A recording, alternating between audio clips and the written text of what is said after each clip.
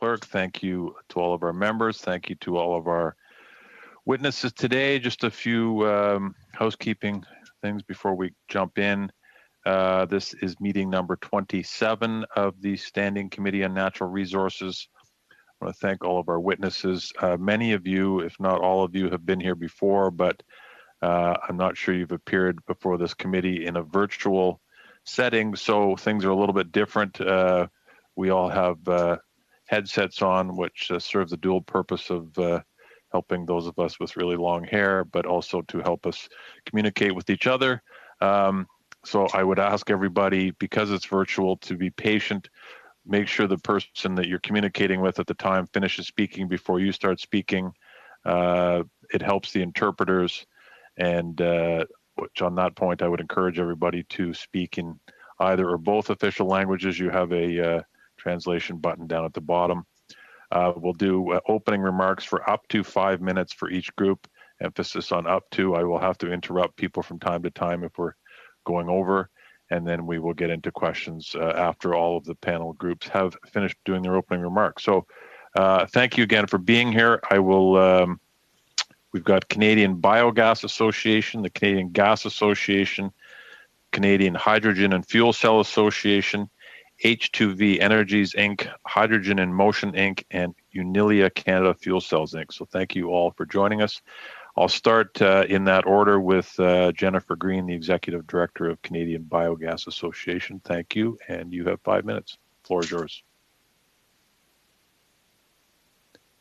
Thank you very much for the opportunity to appear before the committee as you undertake this very important study.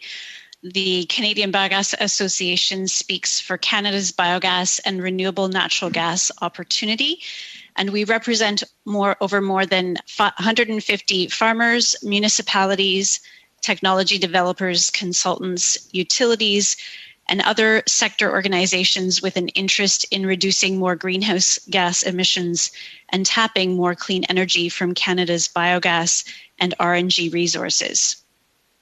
Biogas is Canada's quiet achiever.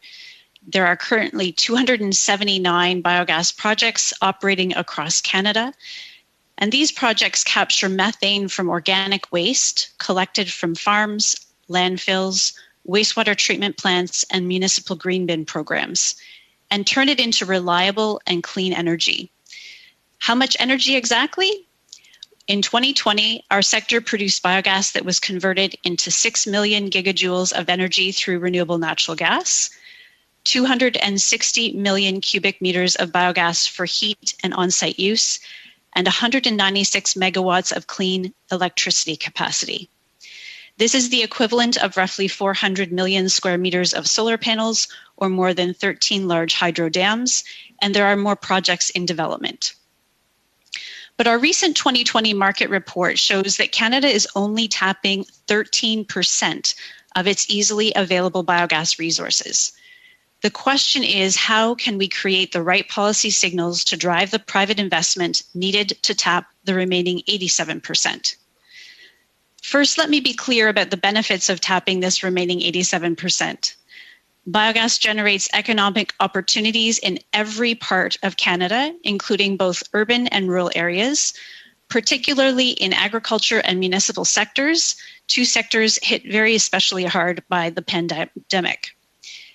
Our 2013 modeling suggests that growing the number of biogas projects just 5 times would generate almost 20,000 long and short-term jobs and produce $21 billion in economic benefits. Biogas also supports Canada's pathway to net zero. The recent models completed by the Canadian Institute for Climate Choices showed that biogas is part of every single scenario for reaching our 2050 net zero targets. Meanwhile, blending just 5% renewable natural gas into Canada's existing natural gas distribution system could reduce emissions by 14 megatons by 2030. For comparison, British Columbia is targeting a 15% blend of renewable gases by 2030, and Quebec is targeting a 10% blend. Right now, Canada is capturing only a small sliver of these benefits. What are the opportunities to advance the biogas and RNG industry in Canada? Well, two things in particular have driven the growth of Canadian biogas over the last decade. First, provincial mandates and programs that incentivize clean electricity and clean natural gas. And second, federal funding programs that help projects overcome capital costs.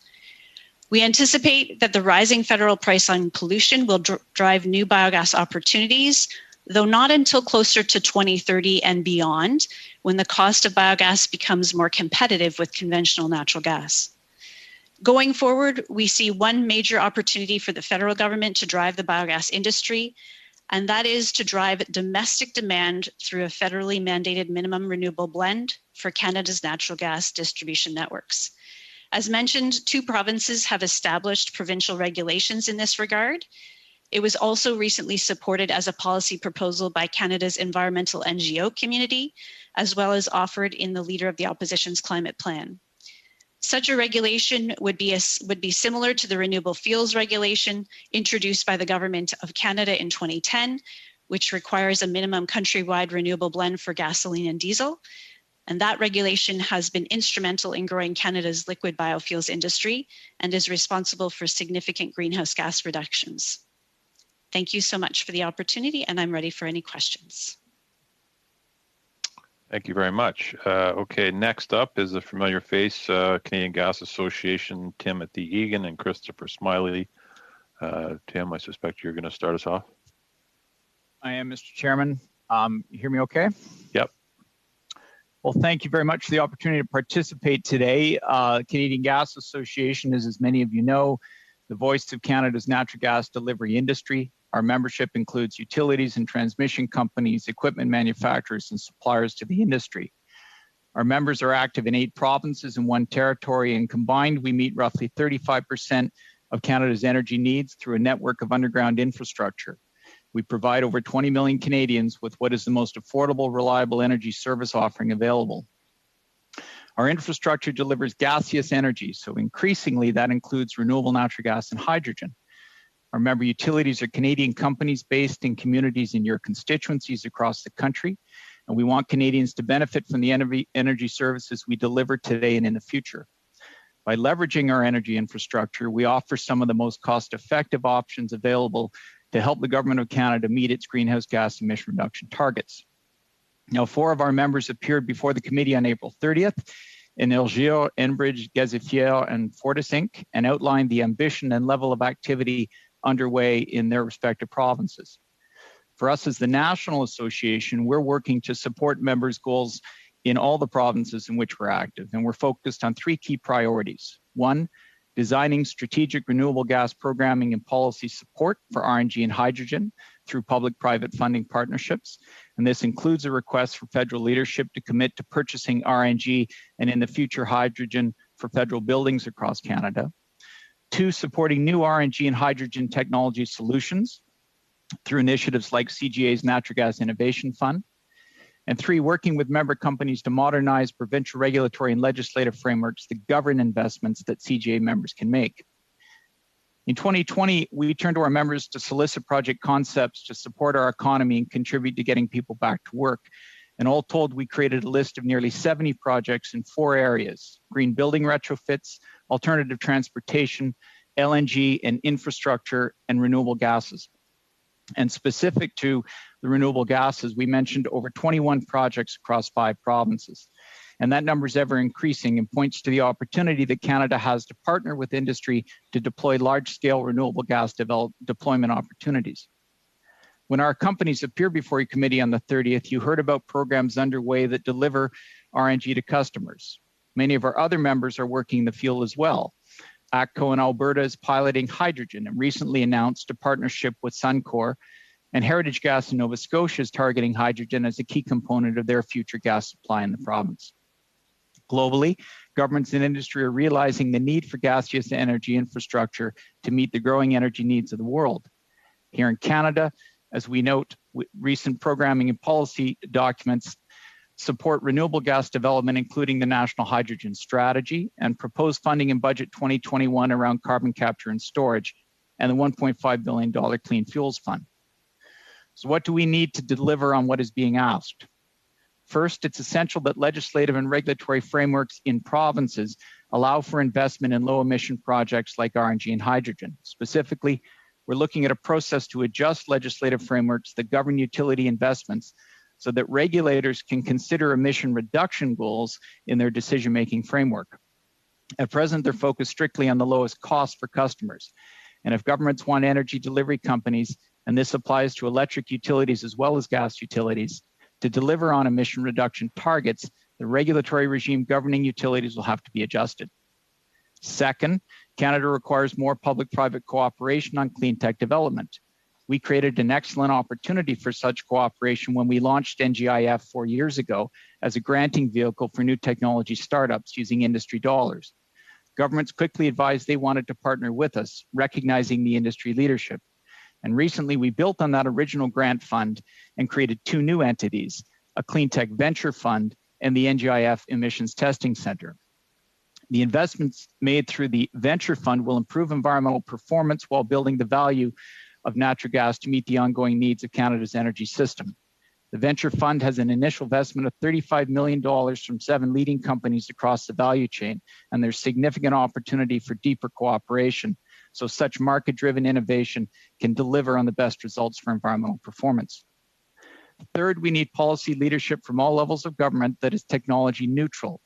Government shouldn't pick which energy pathway or technology it thinks best to deliver on its emission reduction goals. Currently, the Canada Infrastructure Bank prohibits RNG buses and focuses exclusively on hydrogen and battery buses, and it's an example of the kind of intervention that needs to change. To make the point on transportation, RNG is a promising solution in municipal and other fleet applications. And we note Canada's first carbon neutral bus fueled by RNG in Hamilton, Ontario, and TransLink's recent announcement of 25 CNG buses in BC. These announcements mean significant GHG abatement and reduction in operating costs from traditional diesel buses you see every day. I'm going to get you to wrap up. Oh, You're in summary. I spoke too soon. Go ahead.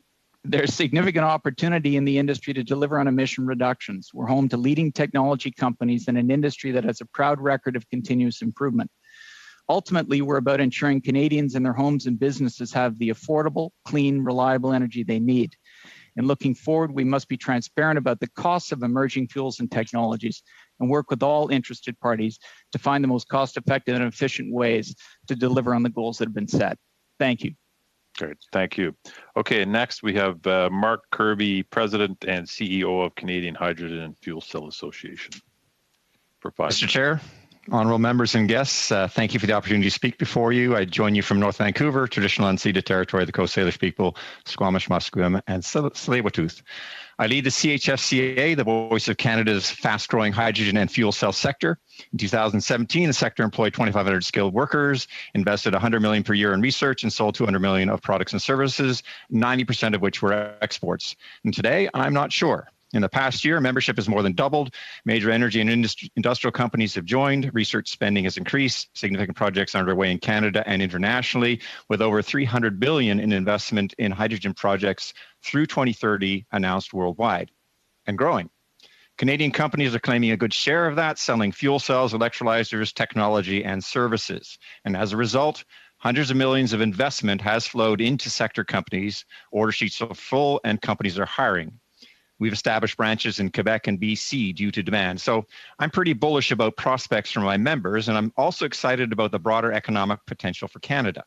BC is seeing vehicle deployments. Quebec and Alberta are attracting investment based on their ability to produce low-cost clean hydrogen for biochemical and biofuel production, iron ore reduction, rail, bus, and truck projects. And we're just starting to scratch the surface on the potential for exports of hydrogen and clean chemicals.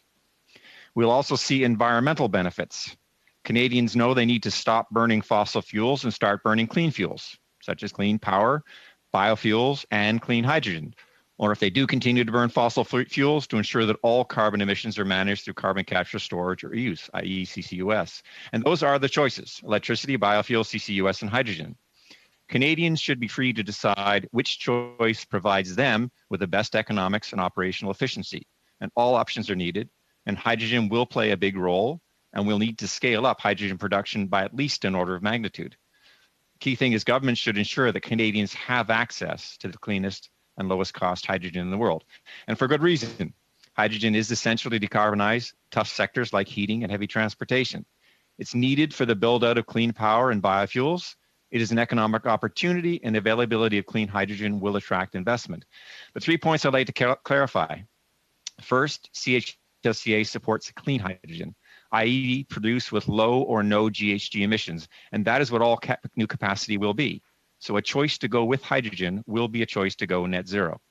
CHFCA has leading companies engaged in production of clean hydrogen from virtually every energy source: clean power, nuclear, biomass, waste, and fossil fuels with carbon management to prevent CO2 emissions. And while a discussion of pathways is healthy and standards are needed, my members all agree that all pathways, including fossil fuel-derived clean hydrogen, are essential. Anything else will needlessly drive up costs, create scarcity, and slow our transition to net zero. Second, fuel cell vehicles and battery vehicles are both zero-emission electric vehicles. Batteries and fuel cells are complementary, working together to provide a complete alternative to gasoline or diesel internal combustion engines for all transportation applications: light duty, heavy duty, ground, air, or marine. We need both and fueling infrastructure for both. And similarly, heat and heat from net zero gaseous fuels also complement each other to provide a complete and cost-effective net zero alternative to fossil fuel natural gas for homes, buildings, and industrial heat. Both are needed. And as you'll have heard, hydrogen is enjoying unprecedented support federally and provincially and across party lines. The federal government released the Hydrogen Strategy for Canada, underpinned by the revised climate plan, with policy measures and significant funding. The Conservative Party's climate plan, while it differs, is consistent in supporting hydrogen. And my association applauds the positive actions and is encouraging Canada's industrial sector to bring forward meaningful projects. But there is more we can and should do to ensure the rapid adoption of hydrogen and other clean fuels. I'm sure it'll surprise no one that CHSCA has a list of recommendations, such as increased research funding, broadening Infrastructure Canada's 5,000 zero-emission bus program to include trucks, earmarks for hydrogen, making federal buildings net zero, etc. But I'd like to highlight 3. 1, focus on net zero.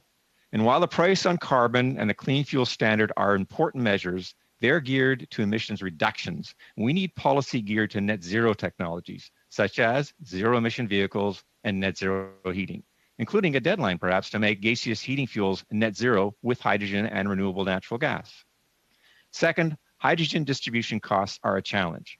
We need to sidestep that by developing hydrogen hubs. And I'm happy to talk further about what that means.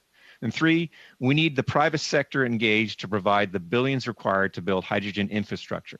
And they will, because the business case is there. But the biggest barrier is demand risk. And that is a perfect place for government to assist with policies proven in other jurisdictions. And again, happy to discuss that further. Thank you for your attention. I look forward to questions. Great. Thank you, Mr. Kirby. Okay, next we have H2V Energies, Inc. and Norman Goyette, President and CEO. Alors, bonjour, Monsieur le Président. Good afternoon, Mr. Chair, ladies and gentlemen of the Standing Committee on Natural Resources. Thank you for welcoming me today. Our company is in business to become a leader in carbon neutral green hydrogen as of the second quarter of 2024. Our plant will produce annually close to 50,000 tons of green biohydrogen, and as a byproduct, 953,000 tons of biogenic food-grade CO2 as a byproduct. The production of CO2 generates value because it represents only 3% of the North American market, and it is a niche market. H2V will eliminate 730,000 tons annually from solid urban waste, mixed papers, non-recyclable plastics, as soon as permitted by legislation, fresh and landfill tree bark, and renewable biomass in general. The cost of implementation of the plant is about $1 billion. It's a Canadian technology that comes from Omni Conversion Technologies, an Ottawa firm. This is a proven, patented, certified, risk-free technology that has no need for scaling up. According to our experts, an analysis of the life cycle of the construction will not create any GHG emissions apart from problems at the plant at startup, and we expect a large number of jobs, including 1,150 jobs, and the main advantage is the fact that the process requires 5.25 times less consumption of electricity than the electrolysis water processes to produce an equivalent ton of green hydrogen. In operation, the annual operations are about 200 million or 131 million for the two levels of government and 70 million for the circular regional economy. H2V Energy is a project that is ready to start. It's a practical and innovative use of a Canadian technology. The process is omnivorous because it can handle any type of organic material, such as renewable biomass, apart from metals and glass, and solid urban waste, because it requires little energy, electrical energy, and not all countries have as good a hydroelectric profile as Canada. The target markets are listed in our brief, which I encourage you to consult. To become a world leader in green hydrogen, Canada must decide now to invest in infrastructure to support the implementation of large-scale green hydrogen production plants such as the H2V project. Needs exist for infrastructure, including capture and safe delivery of hydrogen with an organic compound necessary for transporting hydrogen in an organic solution, or for transportation of CO2 that is liquefied biogenic CO2, or for rail and maritime supply pipelines, or for tanks for storage from the plant. This infrastructure is necessary to be the first to export zero-emission hydrogen to European ports. It's by filling the European demand, and that from California, that Canada can establish its leadership, and we can be the first to fill this demand for zero or low carbon intensity hydrogen. The agreement between Canada and Germany of March 2021 stipulates that Germany is in favor of importing large-scale green hydrogen from Canada, and there is a trade deficit that Canada has with Germany of more than $10.8 billion. Rotherham is an important green hydrogen market of 18 million tons per year of imports between now and 2050. I would like to draw your attention to the dehydrogenation hubs mentioned in the brief, which are under construction and ready to receive such quantities of green hydrogen. It's an avenue that Canada should prioritize results in. We should take a Canadian approach and open the way now. Let us be the first to deliver green, made-in-Canada hydrogen, of course produced by H2V, for the European and Californian markets. Let's make sure that we set up the necessary infrastructure, because 2024 is just around the corner. For strong leadership that is focused, we will make Canada a true leader in production and exports of this energy. In conclusion, at the current stage of our project, there are two key messages, in our opinion. The benefits of green hydrogen will not be visible until a large-scale industrial production phase is brought in. This is what we are proposing to achieve with government support. Local substantial use, as well as large-scale overseas exports internationally, will only occur if initiatives such as ours are supported by a strong political will starting now, because the race is underway and we can come out the winners. Thank you for your attention. Very much, Mr. Goyette. Okay, next we have from Hydrogen in Motion, President and CEO Grace Kwan. Good afternoon, committee members. Thank you for inviting me to this very interesting discussion. Hydrogen in Motion is a SME that has developed a revolutionary nanomaterial that stores hydrogen under low pressure, and we're currently upscaling our technology for commercial launch. I hope with my testimony to give a committee insider view of the challenges for SMEs in the Canadian hydrogen economy, as well as idea how to address some of these challenges and implemented a consolidated hydrogen platform across Canada. As you know, with the recent budget announcement, the target of 40% reduction of CO2 is equivalent to 293 megatons by 2030. In the hydrogen strategy, it's identified that hydrogen can abate 190 million tons of GHG. So hydrogen obviously is a key to meeting Canada's GHG target. That's why we're all invited to this discussion. Canada has real expertise in hydrogen technology, with Ballard leading the way as a pioneer. Many companies generating hydrogen using different technologies, as Mark mentioned, electrolysis, biomass, waste gas reformation. However, the committee might not know that Canadian SMEs are actually pushing the envelope with even more innovative technologies, such as injecting oxygen into old oil wells to release hydrogen, or alkalizing seawater. Moreover, there are other innovators in supply chain, such as my own unique solid-state hydrogen storage technology and improvements in fuel cell technology. So all of this to say, there are many companies in the hydrogen supply chain, but how do we put all these diverse technologies together and maximize it? One concept is a system of hydrogen hubs in a pan-Canadian multimodal low-pressure hydrogen refueling rail transport network. Concept is a hydrogen electric retrofit of 40 locomotives, 1% of the total. These 40 locomotives would use 4 million kilograms of hydrogen per annum at a fuel cost of $50 million a year. That would replace 4.5 million gallons of diesel and 46,000 tons of CO2 a year. The challenge is that hydrogen fuel cost is double what the railways are paying right now. So we need to bring the cost of the fuel down. And we do this by exploring different ways of generating and storing, transporting, distributing hydrogen, because that's where the majority of the cost is. These hubs will be multimodal refueling centers, as well as innovation hubs, getting hydrogen generated from local sources using SMEs with specific expertise in the hydrogen supply chain.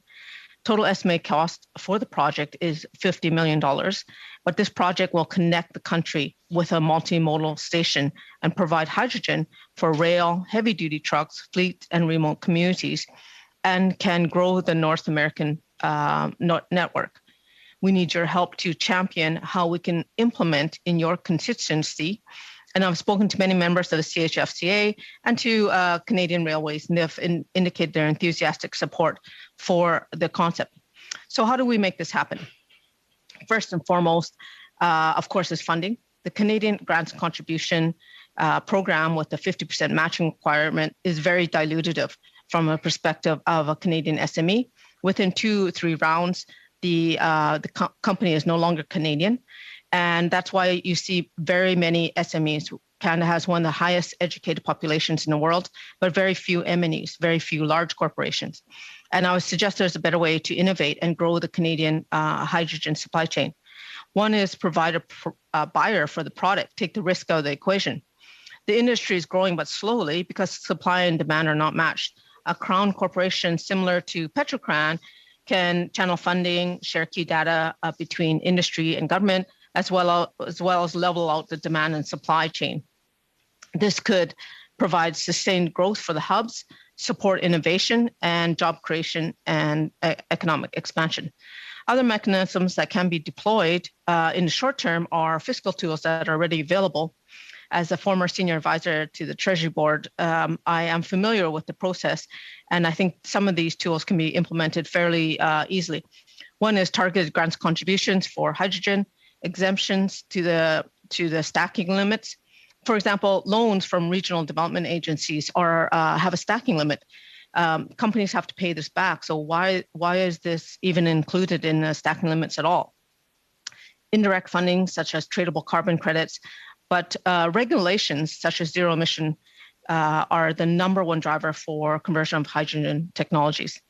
In summation, from my perspective as a CEO working in the industry for the last 9 years, I think these recommendations would greatly assist in developing the innovative companies in the hydrogen supply chain and provide Canada with a platform of hydrogen that we can use across the country and leverage.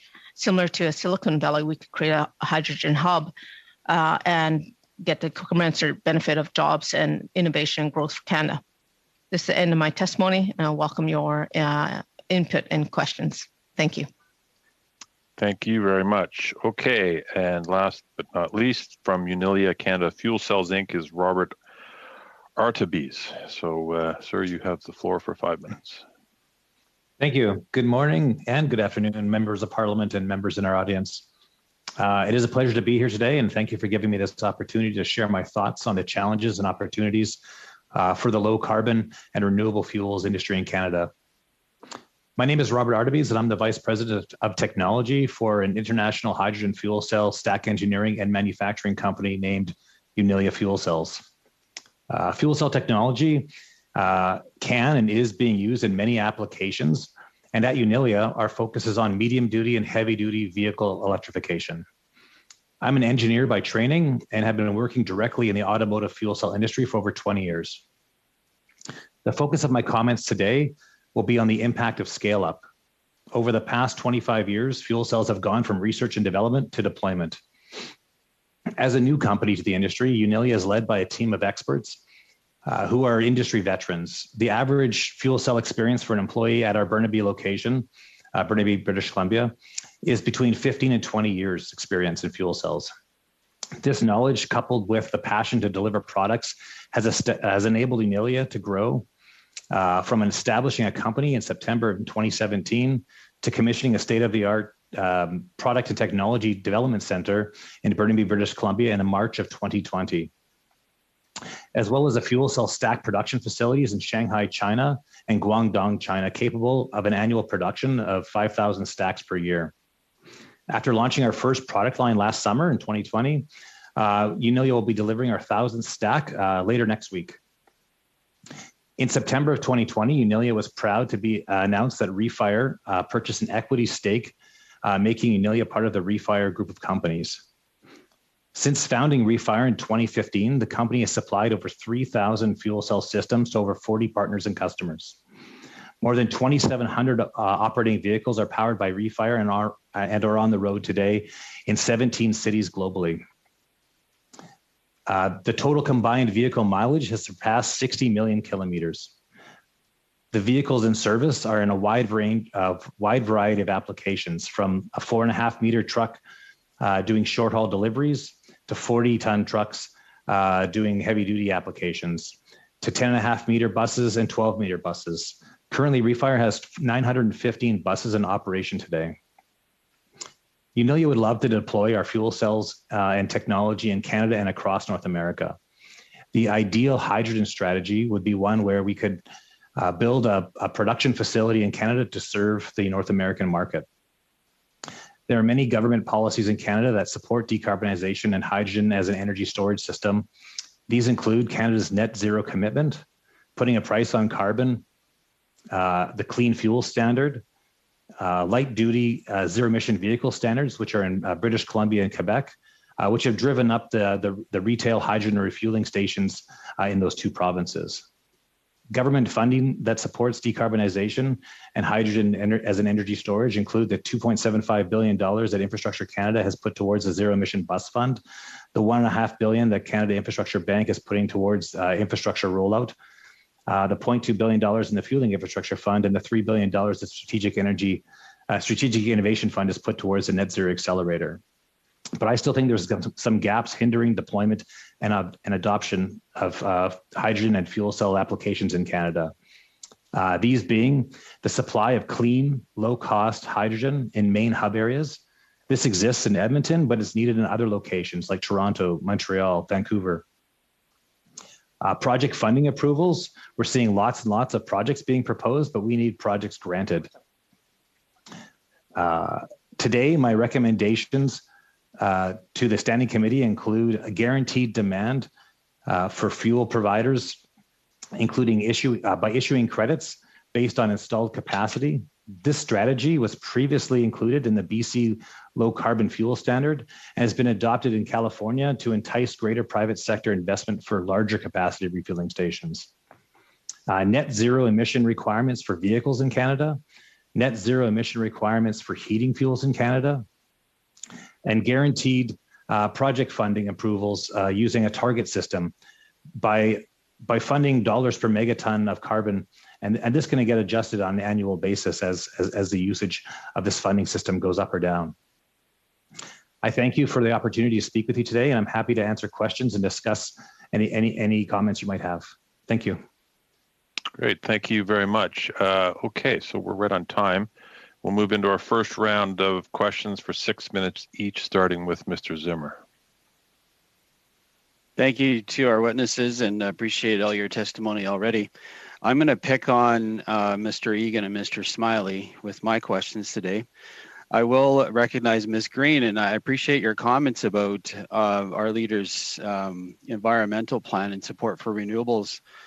Indeed, I have it in front of me, and it talks about including 15% renewable natural gas in the supply chain in a way that we can already make or make already clean natural gas even cleaner.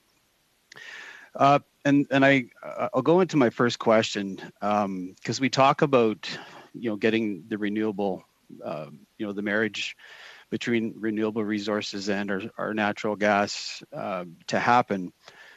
And how do we do that with our existing infrastructure without unduly affecting Canadians that need our natural gas? And the stories, you've heard it many times, Mr. Egan, is, places like my neck of the woods up here in northern BC, gas isn't really an option that we can do without.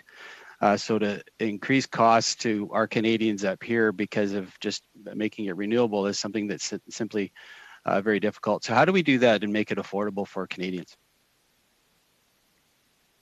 Well, I think the focus on affordability is an appropriate one.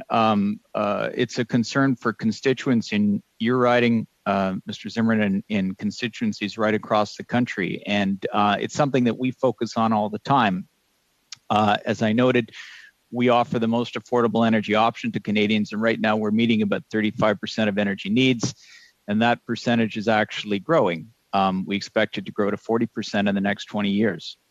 That said, and the reason it's growing is because customers, residential or commercial, are looking for an affordable energy option, and we offer that. That said, Canadians and Canadian governments are committed to emission reduction targets. So the question then is, all right, what's the most cost-effective emission reduction option you can pursue? RNG, we think, is one of the most cost-effective emission reduction options you can pursue. There's a lot of it across the country. Because of a very robust agricultural industry, because of a robust forestry sector. And we're working on a variety of projects to try to bring that supply to market in the most cost-effective way possible. It's, in our view, probably the single most affordable renewable fuel option, significantly more affordable than actually, in many applications, than conventional electricity, much less new renewable electricity, but it is still more expensive than natural gas. So, the way to support it and the way to drive those costs down is to partner with industry where possible on new technology developments. And I mentioned our Natural Gas Innovation Fund. We're investing in roughly a half dozen RNG companies across Canada that are working on new technologies to make RNG in markets across the country. And to build on those kinds of investments and look to expand them across the country. Thank you, Mr. Egan, for that. And I think you brought it up earlier in your testimony.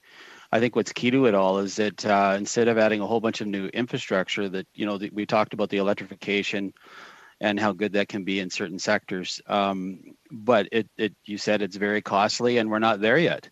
And I think what you brought up that was so critical to this conversation, and natural gas is already a fairly, customers might disagree about a delivery mechanism that's affordable. We had this discussion with Fortis last week, but yet it's still, amongst all the energy forms, it's fairly low in terms of delivery. And you brought up existing infrastructure, and I think that's the key to making this affordable, is that we already have pipes in the ground that go to people's homes to feed their furnaces and whatever else is used by natural gas. And I think that's the key to it all, is that we, this doesn't need to be, sort of remade overnight. We can use our existing infrastructure for many years. Our goal is to, add 50% renewables by 2030.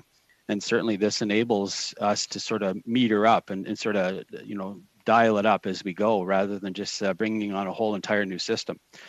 Maybe could you just speak to, and maybe Mr., I don't know who to ask, Mr. Egan, whether it's you or Mr. Smiley, the time to spool up for renewable natural gas for, let's say, the natural gas sector, as opposed to spooling up the renewables in other sectors, timeline-wise. What are we looking at if you want to do a comparison? Well, I mean, there are a whole bunch of renewable fuels out there, and I don't pretend to have a comprehensive comparison of sort of the timelines for each. But one of the things about renewable natural gas is that in many applications, it's available now. We've actually been using it for a number of years in different provinces, including yours, Mr. Zimmer. And as you may know, well, you had Fortis last week, and they talked to you about this, right? There is a renewable natural gas option available. The question, therefore, is not, is there a technological hurdle per se? The question is there market demand, and will that trigger more supply and more technological innovation that will deliver more supply? Now, how does that compare to other renewables? Well, I think a key point is to look at the full value cost when you're doing that. So any other renewable option, ask yourself, is there an existing delivery system in place? Is that delivery system already capable of taking on the fuels? Are significant expansions required? Are backup fuels required, et cetera? And you know, you need to look at that kind of comprehensive analysis in order to make the assessment you're talking about. We haven't done that comprehensive comparison, but I will tell you that you know, we did make a aspirational commitment as an industry to 5% RNG in our systems by 2025 and 10% by 2030. We did that a number of years ago, and that's triggered all sorts of activity by our industry across the country. And our utilities are working, as the ones who spoke to you last week indicated, or 2 weeks ago indicated, our utilities are working within their own regulatory frameworks to make sure as much of that product can come to market as quickly as possible. Thanks, Mr. Egan, and thank you, Mr. Zimmer.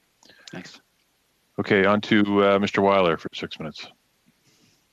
Thank you, Mr. Chair, and just also like to thank all the witnesses for joining our committee today and fascinating discussion and introductions already. First question I have is for Mr. Kirby. You know, you mentioned that your members are supportive of looking into pathways of both green and blue hydrogen, but I know there's some confusion, I think, within our committee about what the hydrogen strategy actually focuses on. And so, in your opinion, does the hydrogen strategy focus on gray hydrogen, the higher emitting hydrogen sources? So gray hydrogen, so everybody's aware of it, is hydrogen typically made from natural gas where there's nothing done to manage the CO2 that is emitted in that process. That's the way most hydrogen is produced today. And that is not what we are about in the CHFCA. We recognize that's a key tool, but what we're promoting and what we're focused on is CO2 produced without GHG emissions. There's many ways to do that. One way is to simply capture those CO2 emissions as is being done in Alberta and then safely and permanently sequester them. Or there's technology also to turn to avoid the production of CO2 and produce things such as elemental carbon that don't lead to GHG emissions. There's also, of course, ways to produce hydrogen, as we mentioned earlier, from waste materials, from waste wood products. There's also technologies to produce it from any type of clean power. And as long as the power is clean, the resulting hydrogen is produced with no GHG emissions. All of those are necessary. They all need to be scaled up significantly. Different parts of the country, it's going to make sense to use one or the other. In Quebec, with its surplus and low-cost clean power, it makes sense to use that to make hydrogen. In Alberta and in BC, with a large natural gas and an ability to sequester, and perhaps it makes more sense to use net fossil fuels with carbon management. But all of them achieve the same end result. They make hydrogen available and without producing GHG emissions as a result. We feel they all need to be encouraged. We need a lot more hydrogen to enable Canadians to decarbonize transportation, heating, and industrial processing. And the focus should be on how do we spur investment in all these areas. And I point to the recent announcement by ATCO and Suncor, which was mentioned earlier. That's a huge, significant project. 300,000 tons a year of hydrogen. Did some quick discussions with Fortis. I understand that's about a third of the total natural gas demand in BC today. I'm be corrected if I'm wrong in that, but that's the scale of that project. And that amount of hydrogen being produced with private sector investment is able to deliver that range of emissions reduction. Potentially being used to reduce 1/3 of the total GHG in BC. And there's technical challenges, but there's no fundamental technical barriers to doing that. Similarly, we can be looking to scale up other forms of hydrogen production in other parts of the country. Great. Well, thank you for that. And I think as a fellow resident of the North Shore, we're lucky that we do have a hydrogen fueling station here, a recent one that's built in North Vancouver, of course. One of the things you're mentioning on your recommendations is things, or you're interested in discussing further how we can encourage the private sector to build out some of the hydrogen infrastructure that we needed. So I was hoping you could expand a little bit more on that and what we can do from the federal government level to be able to encourage that. So I think Grace mentioned this and Rob mentioned this as well. The idea of credits. If you look at what's happened and what's happened to get the funding together for those stations in BC, part of it was grants from the federal and provincial governments, but a big part of that funding was the sale of clean, low carbon fuel credits in BC. So BC has a process whereby when you build something like a station, you get granted credits for that in recognition of its ability to lower carbon intensity. And those credits then can be sold by the private sector builder to obligated parties, oil companies and others, and to generate the critical funding needed to build those stations. The challenge is you need the money up front to build them, and the load comes later. And so the mechanism that has been shown to work in California is having capacity-based credits. So you have a system whereby, based on the capacity of the plant, you are issued credits. And then as the load builds on it, that's replaced with the actual credits being generated by the hydrogen sales. What that does is it enables you to get that, critical economic business case together to allow the private sector money to flow into that. And so that's a mechanism that, it can be used to leverage government funding and to get that private sector funding in place to allow them to go forward. Great. And you also mentioned the necessity of switching home heating to net zero fuels. And how easy do you think it will be, or what are the pathways to doing that, given the type of infrastructure we already have built out to residential? And I'm not an expert. That's almost going to have to be a yes or no answer, by the way. We're running out of time. Sorry? It's almost going to have to be a yes or no answer. I'll give you a moment to answer. Technical challenges, but they are all addressable, and I think that the utilities are determined to work through those. Thank you. Great, thanks, Mr. Wiley.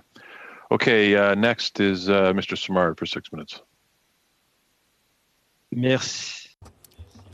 Thank you very much. Thank you. I would have a question, perhaps, for Mr. Goyette and Mr. Kirby. Simply to begin with, Mr. Goyette. You presented your project and you spoke about green hydrogen. I have heard people also 2 weeks ago in NRCan that were saying that you have to put a price on the molecule. And I have a simple question. Perhaps Mr. Kirby or Mr. Goyette could answer for me. The price of a molecule of green hydrogen, is that a higher price than the price of gray hydrogen? In other words, producing a molecule of green hydrogen, is it a higher cost than producing a molecule of gray hydrogen? Right. Well, studies have demonstrated, studies in Quebec and in Europe that came out in 2020, in the spring of 2020, both back-to-back, showed beyond doubt that taking into account all trends of world production of hydrogen, the trend is towards $4 US per kilogram between now and 2030. As regards the deployment that I call transportation distribution, we're talking $2 US. So the two challenges for the molecule in green hydrogen versus gray hydrogen, well, is to be able to produce it at the lowest possible price to enable businesses to move forward. But if those businesses that receive gray hydrogen, then there will be no impact on reduction. They call it, big polluters up to a certain point. Those companies don't have to get carbon offsets over a certain level. So if they continue to use gray hydrogen, then there is no offset. Whereas if you use green hydrogen, as we produce at H2V Energy, we're going to produce it, then the whole aspect of carbon credits has an impact on two things. It has a direct impact on the price. If the price is lower than the goal for 2030, there's $4 US for H2V, and the second goal, the second major one, or major factor in the decision-making of businesses in energy transition will be that it will have an impact on the carbon reduction for them as well. So in this way, if we're able to produce green, perhaps not at the price of gray hydrogen, but at a competitive price, okay, so we have to produce it anyway on a large scale to be able to produce it competitively.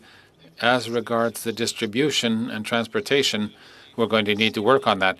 But if a company is able to produce at a lower cost, and as a result, transportation is brought down, and then the decision makers will have a lot of, it'll be to their advantage to turn toward green hydrogen. And in fact, Germany, there's an agreement, it's very eloquent, they want green energy, green hydrogen, because they know what the spin-offs are, and the spin-offs are benefits for the carbon equivalents that the industry is subject to as well in Europe. So that, I don't know, I hope that explains the situation and dynamics involved and the difference between gray and green hydrogen. Thank you. I don't know if Mr. Kirby would like to add something. Definitely. I'm sorry, may I go ahead? Oui, je vous entends bien. Oui. Okay. Yes, I can hear you fine. Definitely without question, the cost to produce clean hydrogen today, and I'll use the term clean hydrogen, is higher than the cost to produce gray hydrogen, but that is something that is in the control of the of government, and that's what the policies such as the price on carbon and the low carbon fuel standard are closing, because they're starting to put a price on those carbon emissions, and that means that those clean alternatives become economically viable. It's a necessary thing. You have to have those some mechanism for putting a price on that CO2 emission to make the clean alternatives cost competitive. But I will also say that the cost of those clean alternatives is dropping rapidly with scale in particular, and scale is really what it takes, and leads to our conversations about hubs, our conversations about getting projects underway to get that scale. Merci. Thank you, Mr. Kirby. So I have a concern regarding what the Canadian policy will be on hydrogen. And so would you agree with me to say that we perhaps ought to give priority, so to speak, to green hydrogen if we want to develop the market? As we know right now, production of a green molecule is more expensive. If we want to reduce our carbon footprint in the Canadian strategy, shouldn't we give priority to green hydrogen in funding of projects that are going to be developed, as opposed to gray hydrogen, which already has incentive, which is that of price? Mr. Kirby Mr. Kirby or Mr. Goya? So again, I do not promote gray hydrogen.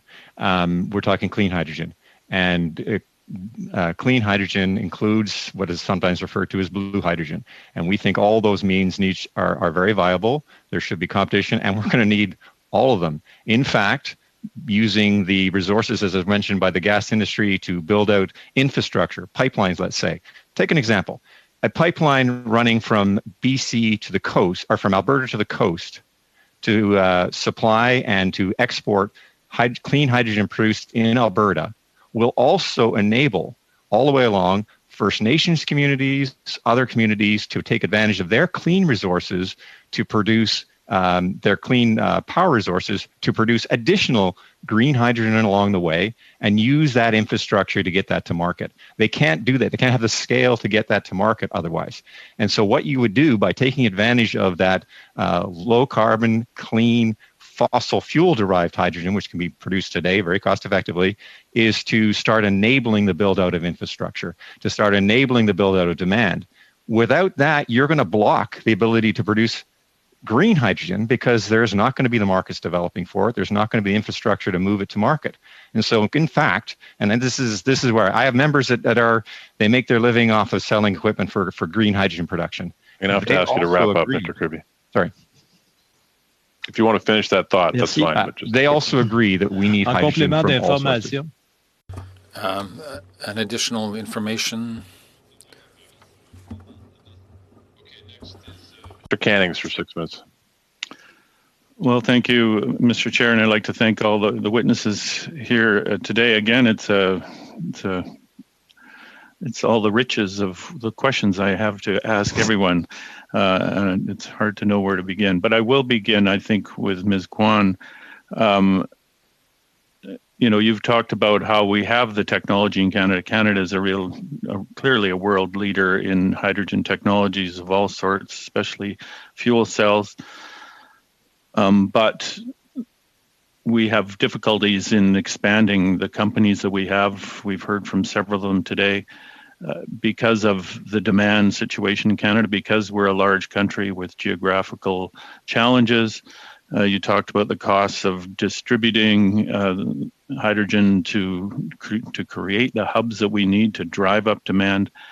And I was interested to hear your comment about possibly a crown corporation that would really serve to coordinate all this activity that we need, that small companies can't take on their own, to coordinate the formation of these hubs. Various people have talked about that.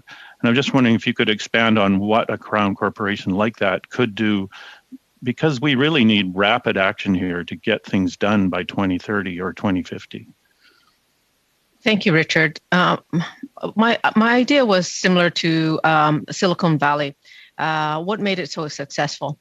It's a very concentrated pool of talented people who had deep understanding of the technology.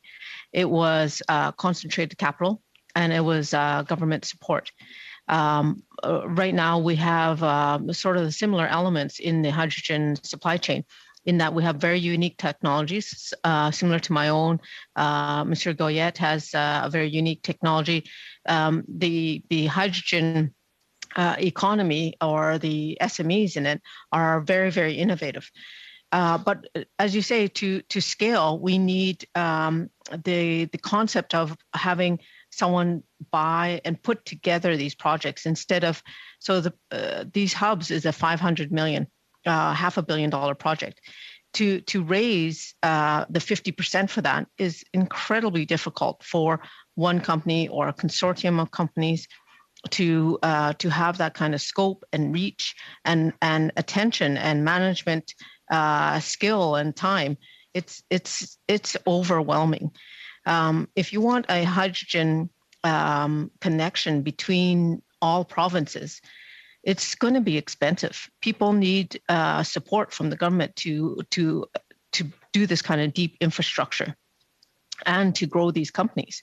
So that's why this idea of a crown corporation, even temporarily, like Petrocan was a temporary entity, to grow the industry, to share key metrics, to grow key technologies that have to traverse that valley of death. And on their own, it's hit and miss, and it's very slow. It's very difficult. Look at Ballard has just celebrated our 40th anniversary, and they're only now gaining traction. So that's how tough it is. Well, thank you. And I'd like to move to Mr. Artebis now, because from what I understand, most of your company's production is in China, and it's in China because that's where the demand is. And you talked about having hubs in various urban centers. We have something going on in Edmonton right now, but we need that to go on in Vancouver, in Toronto, Montreal, and even smaller centers if we want to provide access for trucking, etc. So I'm just wondering if you could expand on that and and again, just how we can stimulate the growth of those hubs across Canada, because they seem essential to get hydrogen where it needs to be. Thank you so much for your this opportunity. Yes, our first 2 manufacturing plants we built up in China, and that's because that's where the demand pull was for our product. Our research and development and our product technology center is in Burnaby, British Columbia, and that's because that's where the talent is. We were able to start a company and then grow from 1 employee to 40 in 6-7 months, all with years and years of experience, because as Grace said, this is where the talent and the education is. Canada's large. You talked about Canada being a large country, but Canada's, in my mind, 4 cities when it comes to the urban population. And so you can really make a difference in not looking at Canada as this large country. You can look at it as 3-4 major cities and really make a difference in that local area, and really target 30% of the population in those 4 cities. And so, with our products that are running in Shanghai today, Shanghai has a demand where there's no internal combustion engines in downtown Shanghai, yet it's a 24-hour city. So how are those stores going to get, Starbucks cups? How are they going to get coffee beans? These kinds of things. They could run this on battery vehicles, and that definitely fills a gap. But for us, our trucks are running 24/7 on the road, doing deliveries to all sorts of businesses. Hope that answers your question. Yeah, thank you very much. Thank you, Mr. Cannings. Okay, we're moving into the 5-minute round now, starting with Mr. Lloyd. Thank you, Mr. Chair. My first question is for Mr. Egan here.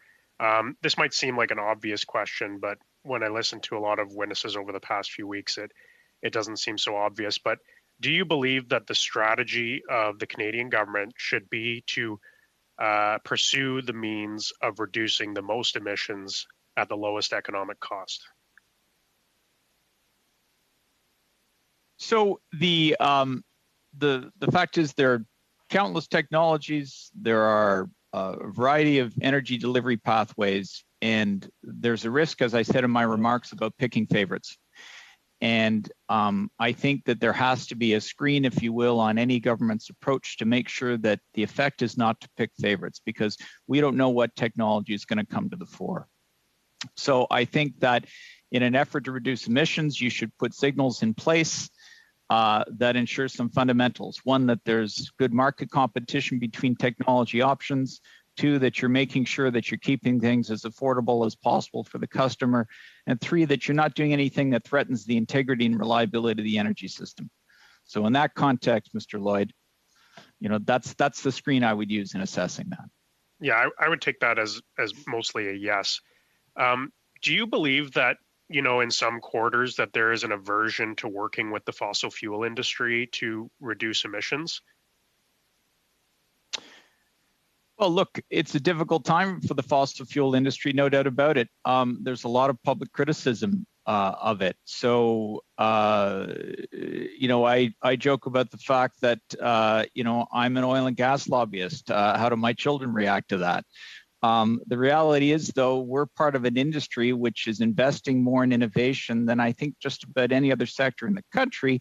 And I mentioned our own Natural Gas Innovation Fund, where we're investing in a whole host of new technologies, including those where many of my fellow witnesses are active. And we're working, in fact, quite closely with people like Ms. Green and Mr. Kirby on a host of these technologies. And I think that one of the key things to remember about the oil and gas industry is that it's managing resources and infrastructure that are meeting an enormous percentage of our energy needs across the country.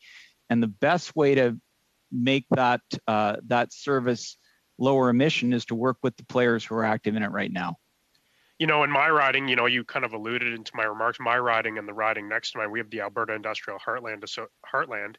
And we have companies like Suncor and ATCO. We have the Sturgeon Redwater Refinery, which is in my riding.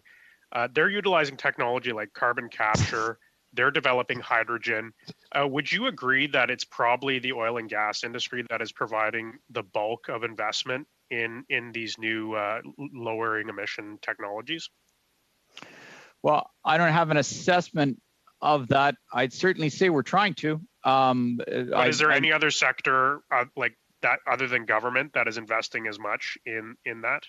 Not to my knowledge. Okay. You know, I appreciate what you said about being technology neutral, because previously we did have some folks from the ministry, and I took them to task because in the latest federal Liberal government climate plan that was put out in the budget, they put out a plan for a tax credit for carbon capture, utilization, and storage. And I was really disappointed because one of the largest carbon capture projects in Canada that's currently operational just achieved 1 megaton of carbon dioxide sequestered is the Sturgeon Redwater refinery. But because that natural gas or that carbon dioxide, which is collected from a fertilizer plant and this diesel refinery, is used for enhanced oil recovery, it's been excluded. Would you say that this is an example of a government that's not taking a technology neutral approach? Refiners aren't part of my membership. I'm not familiar with the particulars of that project. As I said, our goal is to work with a host of technologies and drive forward on efforts to reduce emissions using those technologies. Do you believe that enhanced oil recovery that uses carbon and sequesters carbon permanently, thus lowering emissions, should be included under this tax credit? Again, we're not involved in the oil industry, Mr. Lloyd, so I shouldn't comment on that. Well, I mean, okay, well, what about the natural gas industry, for example? I mean, we know that natural gas is coming out of the ground. It's being burned for hydrogen, for example. You know, this carbon dioxide that's being sequestered can be used for enhanced oil recovery. It makes it much more profitable because you're actually getting oil out of it. Do you see your members being supportive of a tax credit for enhanced oil recovery? Well, I see our members as being supportive of tax credits that drive efforts to reduce emissions from the use of natural gas. So if the two are connected, then I suspect we would support such a tax credit, but I'd need to see it. Thank you very much. Thanks, Mr. Lloyd. Okay, moving on to Mr. May for 5 minutes. Thank you very much, Mr. Chair. As a member of Parliament for Cambridge, it seems to me that the concept of hydrogen is on everybody's mind in my region. I've said this before, but we attended a virtual town hall with Sustainable Water of the Region not that long ago, and the hydrogen hub concept was ranked as one of the highest priorities for that organization. And of course, I have Toyota in my backyard, who is clearly taking a hydrogen approach moving forward. I wanted to thank Mr. Cannings for his question about the idea of that hub to Ms. Kwan, and I wanted to maybe give Mr. Kirby an opportunity to expand a little bit on the idea of a hydrogen hub, and specifically in terms of the Government of Canada's national job strategy. I'd love to hear your thoughts on this, Mr. Kirby, but my thoughts are that this could create jobs not just in Water of the Region, but literally all across Canada. Yeah, we've been out talking, and we would agree that that hubs will attract economic investment. That's based on what we're seeing internationally. They're called valleys, hydrogen valleys. They're called clusters, but generally, what we're talking about is where two or more companies get together and share a common production facility.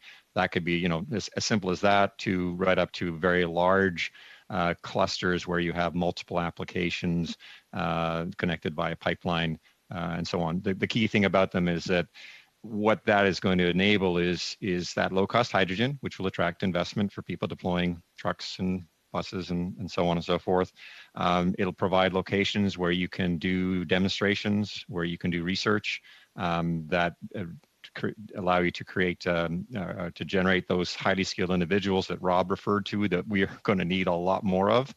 and it allows the technology companies such as Grace's to have locations where they can show their technology, where they have customers that they can rely on, and perhaps not be in mission critical, so they can work the bugs out of these things and allow themselves to move forward. So all by starting to cluster, I mean, it's been shown that is what will tend to stimulate that type of activity, and all that leads to jobs and investment coming to the country. And can you elaborate a little bit more, and then I'll give Grace an opportunity to answer as well, how the hub will reduce the cost, or could reduce the cost of hydrogen, as well as potentially scaling up, which we know is something that we think is going to have to happen for this to work across the country. Well, you're going to see hydrogen projects moving forward. So, for example, the Enerchem project in Bécancour, and that's got as part of it an 88 megawatt hydrogen generation system. Okay, that's great, and it's going to be that's at scale that it's going to produce cost-effective hydrogen.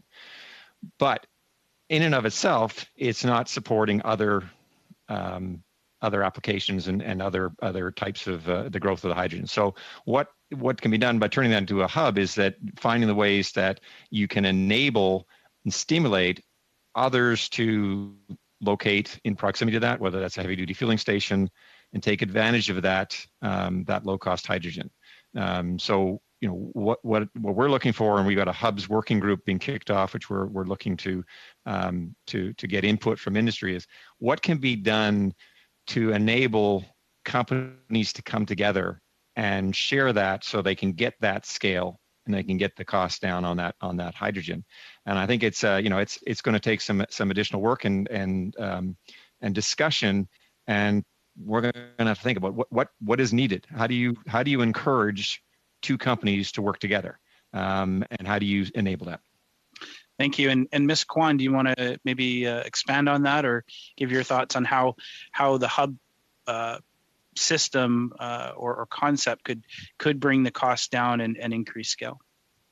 Well, Brian, you brought a very good point in that cost is the number one driver. We all vote with with what's in our pocketbook, right? So we really have to reduce the cost of hydrogen, and generation is one part. So the difference between steam methane reforming and a green hydrogen is probably $2. It's $12 at the pump. But what is invisible and what we're not talking about is cost of transportation, distribution, and refueling, which is between $6 and $8. So we have a low pressure solid state storage technology can cut that price in half, and that's where you're going to make difference in the price. These train companies, large carriers, are only going to be driven by regulation or price, because if you have to pay double your fuel cost, it's going to be difficult. Thank you very much, Ms. Kwan. Thank you very much, everybody, for all that you're bringing to the table today. Okay, Mr. Simard, over to you for 2.5 minutes. Thank you very much. I would like to give you an opportunity, Mr. Goyette, to you wanted to add something earlier, and we were short of time. But first of all, I would like to make a brief comment, and perhaps Mr. Kirby could comment afterwards, after you speak, Mr. Goyette. I'll just read recently. I have the impression that in the Canadian hydrogen strategy, what they're trying to do is to decarbonize the oil and gas sector, whereas from the viewpoint of hydrogen, we have resources that are much less intense in terms of carbon, such as hydroelectricity and biomass use. Shouldn't we put priority on hydrogen being produced from hydroelectricity and biomass, where it has a much lower carbon footprint? But first of all, perhaps you could finish your comment earlier, Mr. Goyette. Thank you. So, in fact, if we produce H2V from biomass, as I mentioned in my introductory remarks, we consider that 5.25 times less electricity is needed than any process of electrolysis for an equivalent amount.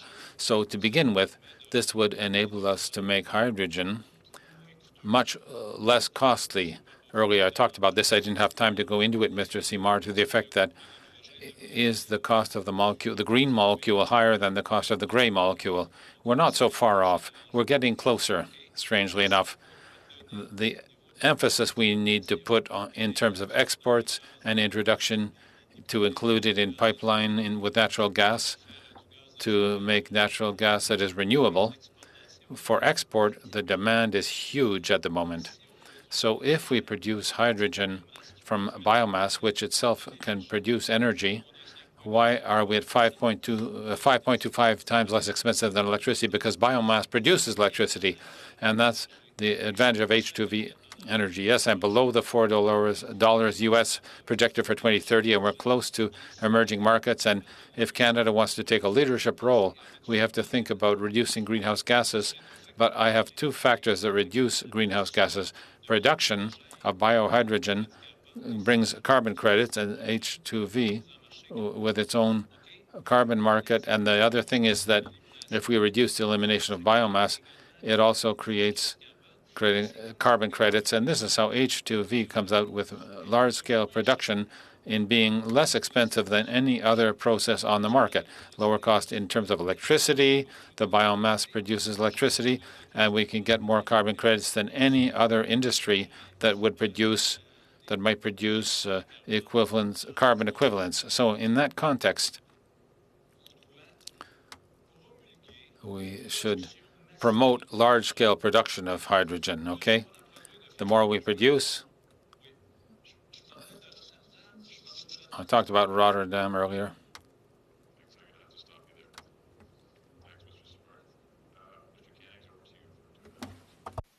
Okay, thank you. Well, Monsieur Goet brought up the subject of exports. And when I was at a G20 energy meeting a couple of years ago, and the German minister there mentioned that one of their main strategies around this grand transition to a low carbon future was to invest in renewable energy projects around the world and then transport that energy in the form of hydrogen. You know, they mentioned projects in Chile, etc.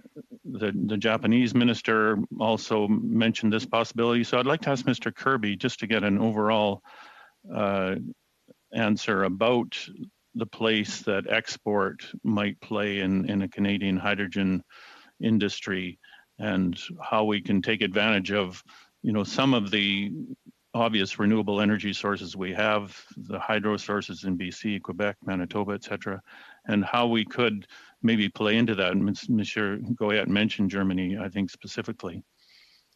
And I would add to Germany, there's Japan and Korea are also very significant markets. And we're well positioned to service them from BC, as we're well positioned to serve the European market out of Quebec and the Atlantic provinces. And I think it's an enormous opportunity. We are already exporting. We're exporting hydrogen as clean chemicals. So we're using our clean hydrogen to produce things such as methanol and exporting that and ammonia. And we also have two major clean liquid hydrogen plants in Quebec that are exporting hydrogen down to the US as we speak. So I think it is certainly a very large opportunity. We need to be tackling it as a nation and you know, developing the brand for Canada. And showing that we are in the market seriously.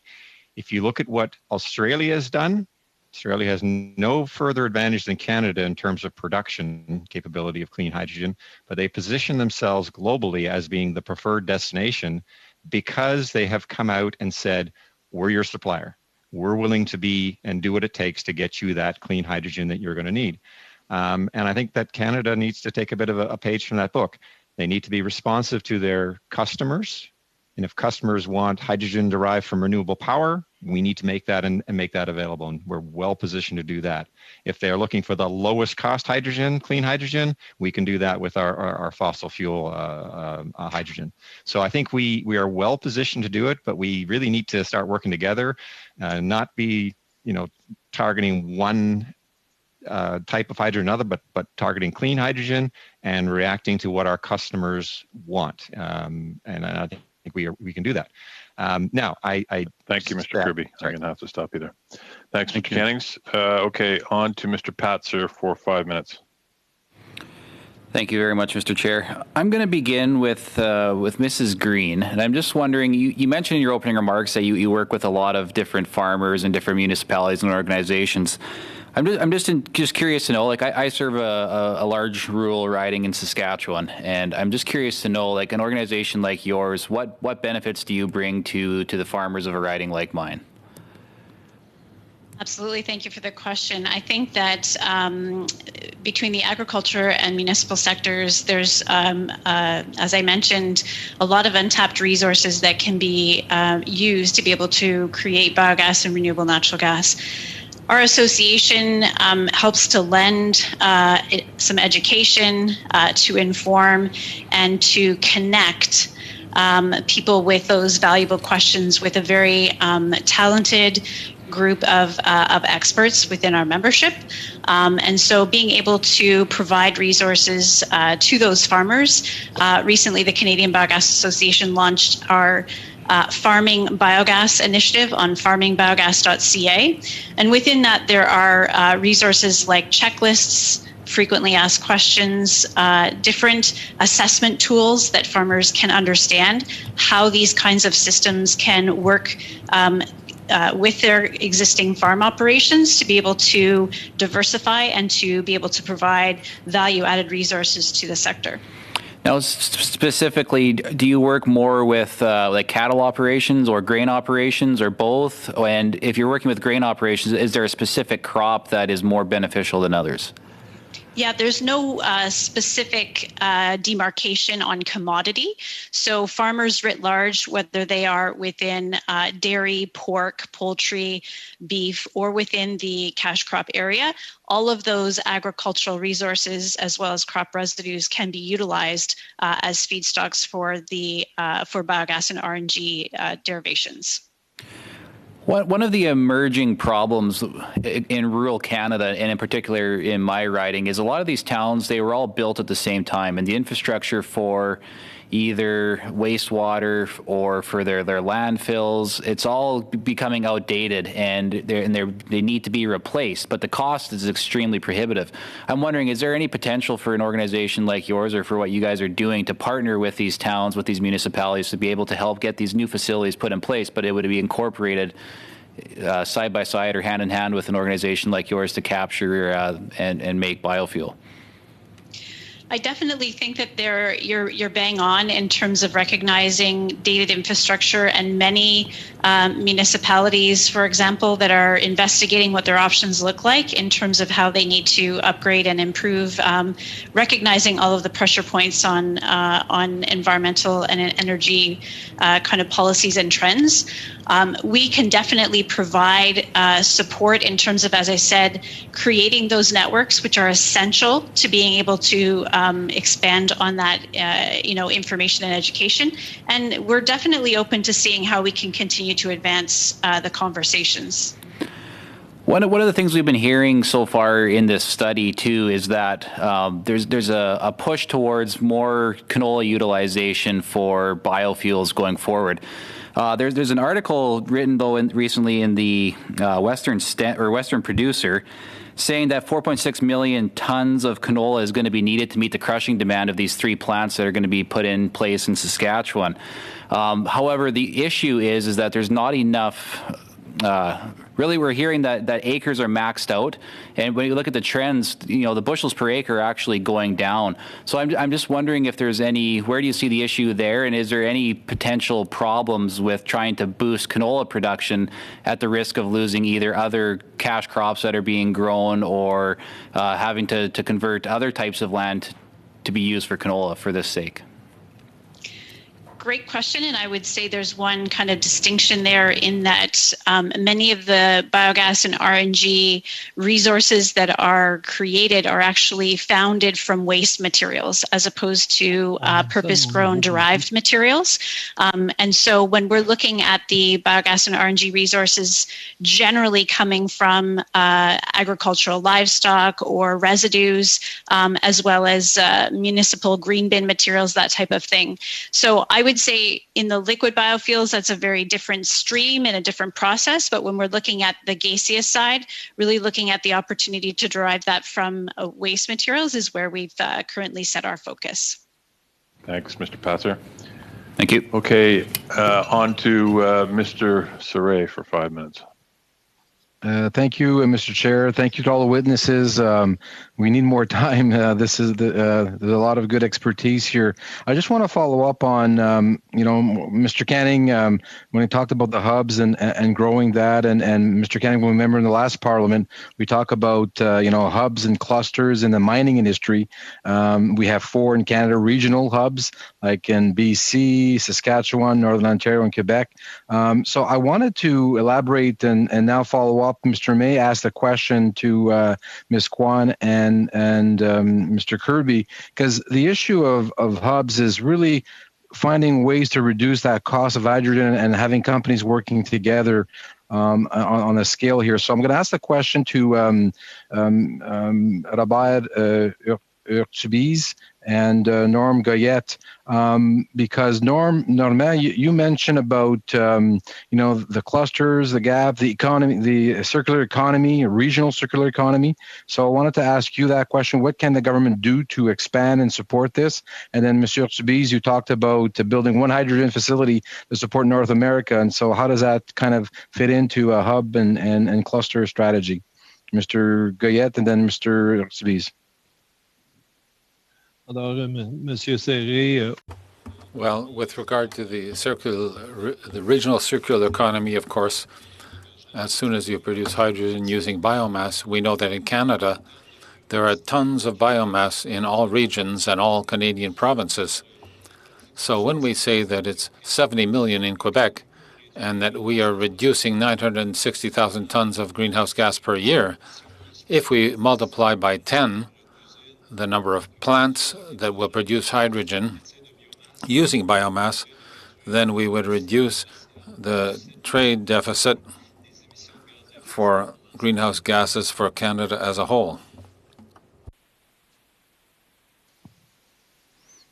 Mr. Urtubise? Yeah, I think I'll start with my personal example. So we set up our company in Burnaby, British Columbia. That's because that's where the talent is. We generate our own hydrogen on site from electricity from BC Hydro. This is an enormous cost to make our own boutique hydrogen. Real estate is not cheap in my city. It takes a lot of, it has to be indoors. We're not allowed to make our hydrogen outdoors for regulation purposes, things like this. And so there's, I don't know, I think there's like 30 fuel cell companies in Burnaby. They would love a security of supply of cheap, renewable, green or clean hydrogen. It would bring their costs down, which would then drive more and more sector usage with filling stations. Where are they getting their hydrogen from? How do they guarantee that they could have the hydrogen at the pump when a customer shows up? So these hubs spawn these kinds of other investments from the private sector, and then the dollars from those private sectors are going to services that are actually going to customers instead of like my own case where we're investing in our own generation at such a small scale. Thank you, Monsieur Goyette. Notre collègue. Mr. Goyette, our colleague, Mr. Simard, often refers to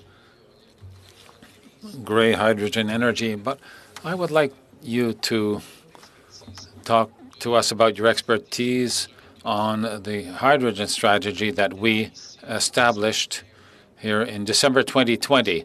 My understanding is that we don't have gray energy, so I would like us to focus on hydrogen. So I'd like to hear your opinion on our strategy, what you like about the strategy, what you think we can do to enrich the strategy on hydrogen that we launched in December 2020.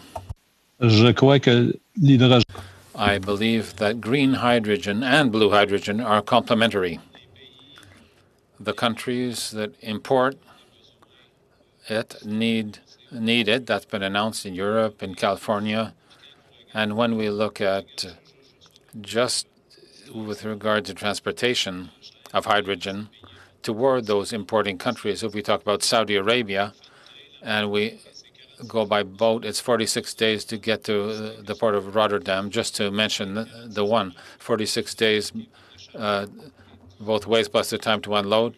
And we're talking about Canadian leadership. And if we talk about Canada, Eastern Canada, or on the other side, British Columbia, to go towards Asia, we're talking about 21-day trips. 9 days to go, 9 to come back, and 3 days at the wharf. So if we say that the cost of transportation is higher, well, obviously, if we have a lower transportation time to export it, then that's where Canada can make gains, enabling us to have infrastructure in place. That's easy because there are already systems, such as a solution that's there in Asia, also with Skiona. These are toluene-based solutions, and we know that transportation, you cannot transport large quantities of hydrogen if you don't have solutions. So the fact of being able to transport it on a large scale will reduce the costs and will place us in a strategic position to export it. Mr. Saray. Okay, so we're going to move into our last round. We'll have time for one person from each party. We'll start with Mr. McLean for 5 minutes. Thank you, Mr. Chair, and thank you, everybody, for being here today. First question goes to Mr. Egan of the Canadian Gas Association. Mr. Egan, we had some of your members in here, I think one of our last hearing, might have been our last hearing, and they talked about the incremental electricity would be required in 2 provinces, Ontario and Quebec, if we switched from carbon-based natural gas towards electricity. And they were very explicit in saying that it would 15,000 megawatts in Quebec and 90,000 megawatts in Ontario. So 6 Grand Belen projects in hydroelectricity projects in Quebec and one in Quebec and 6 in Ontario. Do you have the numbers for us for the rest of the country if we switch from natural gas to electricity? Not at my fingertips, but we can pull those numbers together for you, yes. What percentage of natural gas is consumed in Ontario and Quebec versus the rest of the country? What percentage of the national consumption? Again, I'm afraid I don't have those numbers at my fingertips. I mean, as I mentioned, globally across the country, about 35% of the energy consumed is natural gas. Okay, let's move on then. Let me ask, as far as power to heat a home, can you give us a relative power input from natural gas power versus electricity power? Well, in the home heating market, we have roughly 2/3 of the market in the country with natural gas heating. Yeah, as far as megawatts to heat a home via natural gas versus electricity, are you familiar with that number? I can certainly get that for you. Okay, thank you. And I'm going to push a little more, Mr. Egan, here, because you are part of a carbon-intensive industry, being natural gas, although it's less carbon intensive than oil. Does the issue with enhanced oil recovery benefit the gas industry if in relation to the United States, which has an enhanced oil recovery regime that we seem to be ignoring going forward in Canada? Does it benefit us? Well, as I said in answer to my previous response to Mr. Lloyd, we have to assess on a case-by-case basis. If there's natural gas involved in the exercise, then it could very much be beneficial. At the end of the day, if the goal is to reduce emissions and using a CO2 produced from natural gas in enhanced oil recovery can help reduce emissions, then federal support for that is something that we would welcome. Okay. Thank you. Turning now to Mrs. Green. Ms. Green, thank you very much for all you've given us here today. I'm really interested in your numbers there, 196 megawatts of untapped clean electricity that you'd be able to provide. That's carbon right now that you would say if we captured it, it's currently going into the atmosphere from decaying material. If we captured it with your projects, we'd be able to get it clean into the grid, correct? Yeah, and just to clarify, that's 196 megawatts of capacity that's already deployed and actually installed today. So that's making up part of those 279 projects that are already installed in Canada, and those projects are actively working, yes. Okay, and we've asked this question before from one of the witnesses last time, Cynthia Hansen, actually at Enbridge, about the cost of acquiring renewable gas, if you will, collecting it and everything else. And she said in an active landfill, obviously it's a cost. Can you tell us what your costs of actually turning that renewable natural gas into a form that can be collected and moved into productive use at the end of the day, what that cost per gigajoule is? Certainly, and I'm going to answer it in a roundabout way into saying that the types of projects that can actually produce RNG are very vast in type and size. And so as you can imagine, that price would vary as well. So for example, if you're looking at a large landfill, your price can significantly vary and be much less than if you're looking at an agricultural facility that's much larger, or sorry, much smaller in size. As Mr. Egan had noted, there's a variance between the conventional price versus the renewable price of natural gas. And again, we could see anything varying from $10 to $40, but we're seeing a lot of those numbers, $10 to $40 per gigajoule, a lot of those numbers very much indicative of programs that are currently active today in BC and Quebec in terms of their purchasing of RNG. So there's a correlation there. So hopefully that answers your question. Yeah, thank you. $10 to $40 per gigajoule, whereas natural gas is 2, 3. Okay, thank you. Thank you. Okay, perfect. So on to Mr. Lefebvre for 5 minutes. Thank you, Mr. Chair. Very fascinating discussion here, and the juxtaposition there, so the difference between the witnesses that we have is really interesting. We have the hydrogen side, and then we have certainly the renewable natural gas side. And certainly, if you're, I want to play a bit of the devil's advocate here, and I'll ask maybe Mr. Kirby and Mr. Egan, and I just saw a smile from my comment as to. Listen, and I'll ask the real tough question, right? So where do we go from here, right? We're hearing from hydrogen, we want to get to net zero by 2050, right? That's the only way. We're hearing from the renewable fuels and sort of the biofuels saying we are a solution. We need to certainly to continue down this road. It's an advantage for Canada that we have. We are, because Canada is an energy superpower. We are, and I've heard from many around the world, and they're looking at us as we develop this technology. We're hearing from Mrs. Kwan as to what's going on the SME side. So I think again, the panel that we have here is really interesting when we were looking at the future, and as a government saying, what are the benefits of certainly we need to reduce our greenhouse gas emissions, and as we heard from my colleagues, what are the costs? Right? What are the costs really of doing this? And how is this going to affect everyday Canadians at the same time?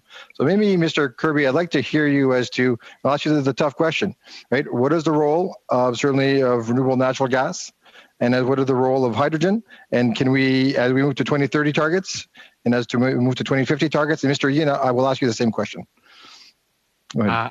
I would phrase it in saying that we have 75% of our energy today derived from fossil fuels without any carbon management. And that is a huge challenge to start moving that to clean alternatives. And we need them all. We need renewable natural gas. We need hydrogen. We need clean power.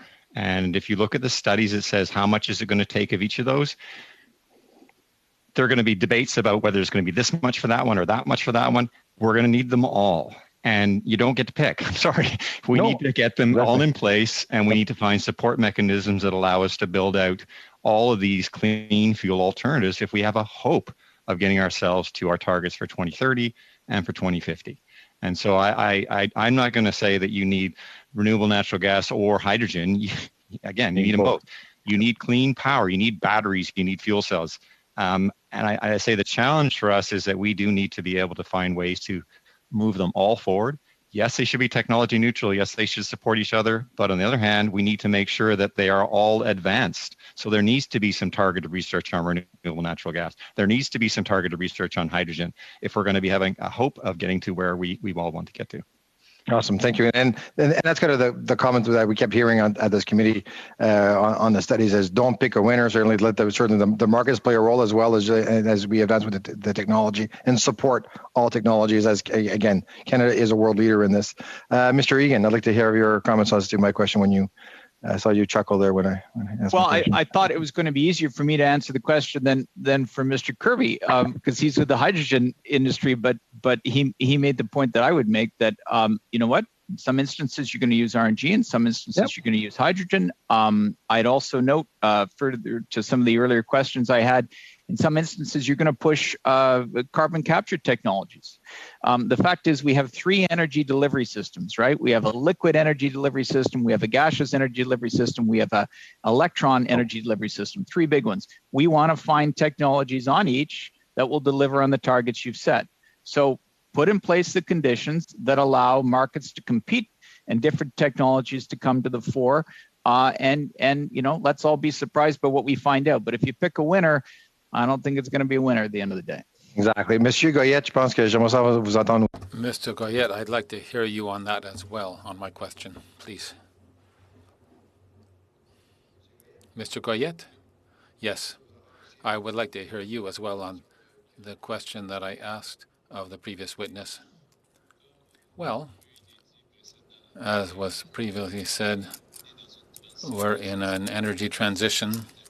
It's not because you come out with a smaller or larger production that the transition can be done with a waving of a magic wand. We're in a worldwide energy transition. Canada is very well positioned to do this transition, and I think that investments have to be made as a whole. We will not achieve it if we don't make all the necessary efforts.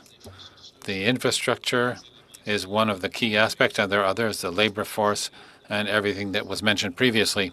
So I think, of course, that even if you have a large-scale production in a given region of Canada right now, that doesn't mean that it will replace fossil energies. It'll take a period of time.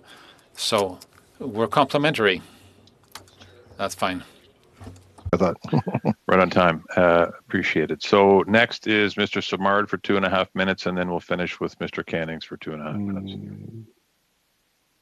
Merci.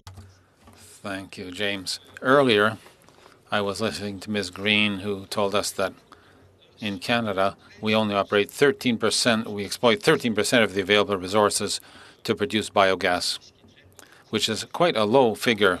And you mentioned that over a 5-year period from today, we could create 20,000 jobs if we ramp up, well, not 5 years, rather, sorry. If we increase our volume by 5%, we could increase the jobs by 20%. And in a discussion we had 2 weeks ago, it was said that in the standards of clean fuels, renewable natural gas was not included. Is that a good solution to include renewable natural gas in the clean fuels standard to ramp up this 13%, Ms. Green? Yes, thank you. I would say you're quite right that the clean fuel standard, clean fuel regulation took a shift in terms of a dedicated target specifically for decarbonizing gaseous fuels. That being said, that there are still mechanisms within the clean fuel standard for biogas and renewable natural gas to play a role by producing these low carbon fuels and by also being able to provide fuels for switching of other fuels like diesel or CNG to RNG. So there are mechanisms that remain within the clean fuel regulation, although they're dampened as to what that signal would have been had there been a designated target and obligation for the gaseous stream itself. That's why in my remarks I also mentioned where there has been significant uptake and where we're seeing the greatest advancement for RNG are the provinces where they have specifically provided targets, like in BC and Quebec.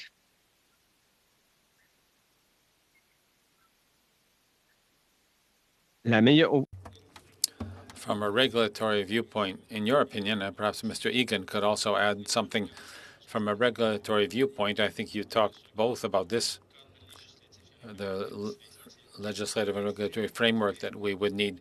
What should be done in the short term to encourage the use of renewable natural gas?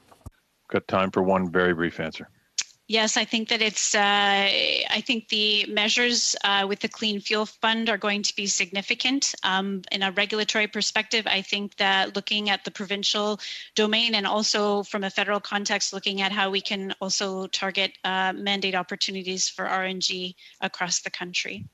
Thank you, Ms. Green. Thank you, Mr. Simard. And Mr. Cannings, over to you to finish the questions for today. Well, thank you. And I'm going to go back to Ms. Kwan. And you mentioned, Ms. Kwan, the 50% match requirement on some funding is very dilutive, and the impact that has on small growing companies that are forced to come up with that, not just the difficulty in finding those investments, but also what it does to these small companies in a Canadian context. And I'm just wondering if you could expand on that, because it was a pretty quick drive-by there. Well, thank you, Mr. Canning, for giving me the last word. My perspective as a female CEO, a visible minority, and one of the few CEOs in hydrogen and clean tech, I would say that raising money is sort of our number one challenge.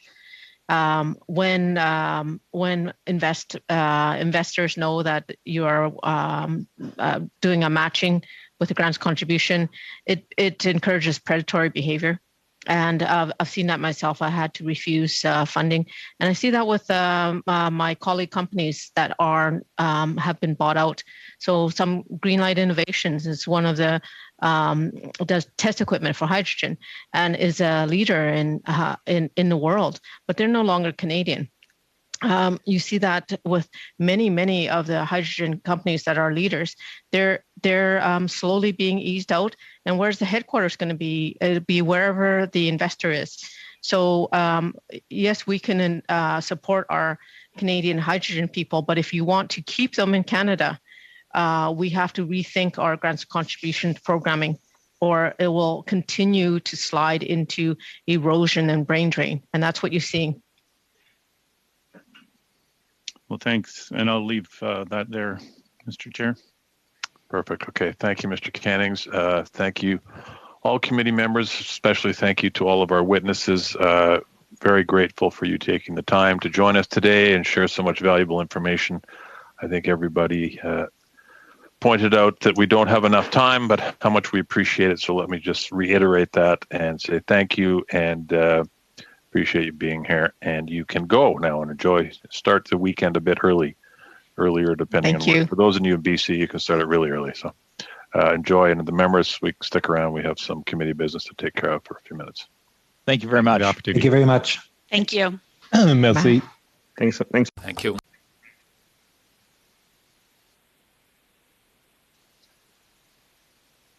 Okay. All right. Thanks, everybody. That was really efficient. We started the meeting early. We stayed on time. I think that's maybe the first time I can ever say that with all the witnesses and almost all the questions. So appreciate it. Okay. So we've got some quick committee business before we wrap up, or I hope it's going to be quick. I shouldn't have said that. I probably jinxed myself. I'll turn the floor over to Mr. Saray. Thanks, Mr. Chair. Merci, Mr. le Président. Thank you, Mr. Chair. You've all received, I think, the motion May 12th, and to look at the, the supplement estimates and the main estimates and having the minister. So I want to just, yes, I think the next meeting that we have, Mr. Chair, would be Friday, May 28th, because of the Consent Week and the long weekend. So our next meeting would be with the minister. And I wasn't part of the last time that we invited the minister to the estimates. I know there was some issues, so I'm trying to see if we could come up with a compromise here and save some time. And obviously, the minister has agreed. He's made himself available to the committee numerous times, I think, and I think he's made himself available to the critics, the three critics on numerous occasions. So what I'm suggesting right now to save a bit of time, if normally the minister comes for 1 hour, but if we could combine the supplementary estimates A and main estimates together on May 28th. As a compromise, would it be the will of the committee, all the members, to have him in for an hour and a half as a compromise? And in the spirit of collaboration, I'm throwing that out to my colleagues to see if that's a possibility that we could focus with the minister, an hour and a half, and have the the officials for the last 30 minutes for May 28th. So I'm just throwing it on the floor to get some feedback from everyone to see if that's an acceptable compromise. Thanks, Mr. Saray. And if everybody could raise their hand if they want to speak. I see Mr. McLean's got his hand up. The only thing I might add a qualifier. My understanding is that the supplementary estimates have not been tabled in the House yet, so this proposal would become moot if they don't get tabled the week after next when we return, because as you pointed out, next week's a constituency week. The Monday that we would be coming back is a holiday, so our first meeting is actually 2 weeks from today, and that's when the minister's scheduled to come. So unless they get tabled on a Tuesday or Wednesday or Thursday that week, this discussion is sort of moot. Anyway, so Mr. McLean, you're first. Yes, and it's an excellent compromise, and I thank the parliamentary secretary for making such a compromise. It is, we don't get enough time with the minister, and having 2 hours in his busy schedule, one meeting, I think would be very productive for all of us. And I thank him for making the minister available for us at that point. But Mr. Chair, can you make sure that it is a full 2 hours and we're not stymied by any motions in the committee? If we can just carve it out for the entire 2 hours of the minister, that'd be really appreciated. Okay, so I understood Mr. Saray to suggest that the suggestion was the minister would come for an hour and a half, and that the officials would be there for the full 2 I hours. thought we were looking at 2 hours as opposed to an hour and a half. Mr. Saray, why an hour and a half? Go ahead, Mark. Yeah, no, thanks, Mr. McLean. No, essentially, to try and see as a compromise. I mean, normally it makes it harder for his schedule for the 2 hours. I think he's made himself, available to the committee. So normally comes for the 1 hour. Because of the the end of the study here in June and everything else. So suggesting that we have the minister as a compromise. So that's the compromise, is having an hour and a half with the minister, and the officials are here for the 2 hours. So that's kind of the compromise, Mr. McLean. Okay, thanks, Mr. Saray. Mr. Cannings, and then Mr. Simard. Yeah, well, I would, I think it's a good idea to have the minister here for that one day. We have a lot of other things that we're doing. Normally the minister would come for 1 hour, but, if we have two large, with the subs and the main estimates, I would prefer to have him here for 2 hours, but if we'll move the whole thing ahead, and I would be willing to compromise to that hour and a half. I like Mr. McLean, I would much prefer him before us for the full 2 hours, but I'm not gonna die on that hill, as they say. Thanks, Mr. Cannings. Mr. Simard.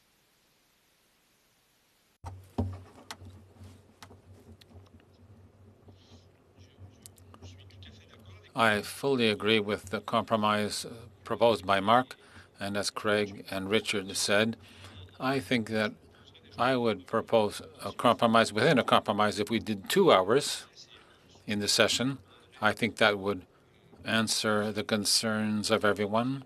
We would invite the minister to come twice, so maybe that's the best thing to do, but I would just like to put that out there. All right, thanks, Mr. Smart. Okay, if I can, I think where we are at is that right now the minister is scheduled to appear 2 weeks from today on the 28th.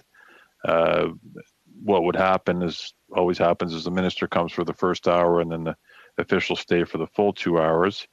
The proposal is here that in anticipation of the subs coming out, that rather than starting a new process over and losing another meeting, because keep in mind we're going to be running out of weeks when we get back, that we combined the two and that the minister come for an hour and a half in one meeting rather than two separate meetings for 1 hour. So it sounds like Mr. Cannings is agreeable to that compromise. It sounds like Mr. Simard is as well. Greg, I appreciate you'd rather have him here for the full 2 hours, but it becomes a big scheduling challenge for him at that point. So the question is whether or not you can see your way to agreeing to the hour and a half and we can move on. Or okay, Dane, go ahead. You got your hand up. Just No, a quick it's question. sorry. Quick question, Mr. Chair. What do we do with the remaining half an hour? Are we going to be able to talk to officials? Yeah. Okay. Just thank. Okay, Mr. McLean. Yes, I will accept the compromise. My colleagues and I will accept the compromise hour and a half, and thank you. Okay. All right. So then I think we're done. That's a really Mario, you got your hand up. Mr. Simard, sorry. No? Okay. All right. I should probably cut the meeting short. We're all in agreement here. So the minister will be coming 2 weeks from today, Friday the 28th. Just a couple of other housekeeping matters quickly. On Tuesday, May the 25th, the clerk's going to distribute the draft report on the study in critical minerals. If everybody could look at it, and if they have any revisions, it would be great if you could suggest them by Monday, May 31st, which gives everybody almost a week to do it. And that would allow for translation services to deal with the submissions, and then they can be distributed. And then when we go to review the report, it will make things much smoother. Other than that, I think that takes care of all of our business. And I just want to say thank you. It's been a long several weeks, but it's been a very productive several weeks. And I know and I feel everybody else is looking forward to a constituency week next week. And I hope everybody enjoys it, get some work done and some downtime, and look forward to getting back at it in 10 days' time. So thank you, everybody. We'll see you then. Meeting adjourned. Have a good week, everybody. Thanks, Chair. Yeah, have a great week, everyone. Bon semaine, tout le monde.